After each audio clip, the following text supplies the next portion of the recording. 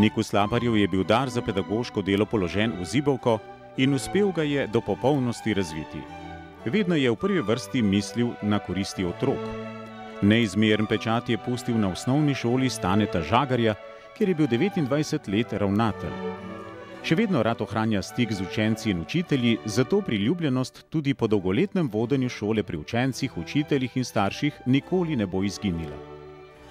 Danes, ko uživa v 3. življenjskem obdobju, vsak trenutek rad preživi s svojimi 3 vnuki, ki ga razveseljujejo.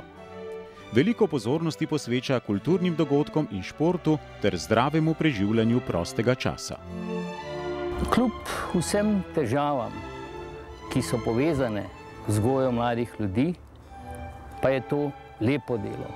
To je delo, ki mnogo seveda jemlje, pa tudi ogromno da. Zato, če bi se moral še enkrat odločati, bi se odločil za učiteljski poklic in prav z veseljem bi poučeval v Kranju, tem lepem gorenjskem mestu, Prešernovem mestu.